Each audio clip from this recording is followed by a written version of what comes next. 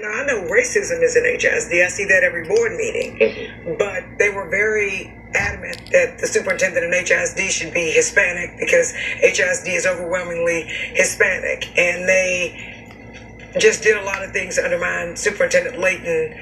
And so it was bold. And, you know, he who laughs first isn't always he who laughs last. I'm just going to put it like that. Hector, when you heard about this decision going down, your thoughts on that? Very shocked. I think Dr. Lathan has done a tremendous job, especially since last year with Hurricane Harvey. She did a fantastic job. She assembled a great team together. And I think as a Hispanic, I feel insulted at what happened to Dr. Lathan. Do you feel like this is a group of Hispanics who simply want a Hispanic superintendent in charge of the school district because of the population of the students being majority Hispanic? Well, I know that HISD has 70% Hispanic students. I think what I actually witnessed yesterday was a coup. I think that they should have went behind closed doors and had a discussion before they dismissed her publicly. I think it was a shame to Dr. Lathan and her team that she assembled, and I think they should have discussed it before taking it to a vote. Let me be clear. I don't think anything. Deanna, Elizabeth, Carol Alvarado, Sylvia Garcia, they had a press conference. City Council member Gallegos came to the HISD board meeting yesterday. We gave him professional courtesy, and he said we need to hire Latinos. So they've said it. And I literally had a discussion with Elizabeth and Deanna, and I said, if that's your requisite, we just had Carranza, and he left us, right? But by your standards, if the only requirement is that you be Latino, then no one is qualified to be an HISD superintendent, and it shouldn't be like that. So they can sit up there and try to give non-racist reasons all they want to. I know exactly what they said. And Trustee Dygard came crying to me, literally crying, like with tears in her face, all red, saying, there's a race war going on, and I just, I don't, how am I going to explain voting with the blacks over the Mexicans? Like, really?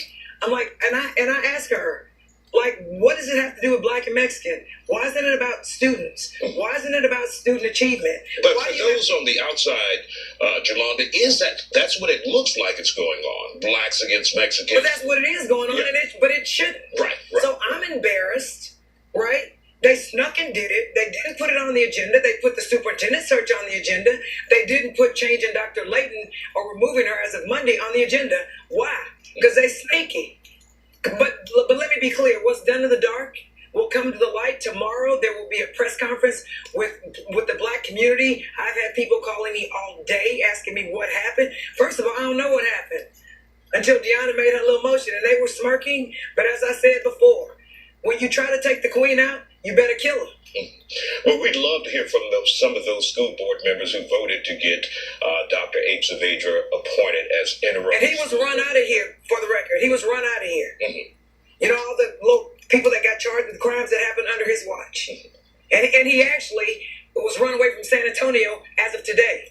But yet they're bringing him here because the only qualification that they require is that you be Latino.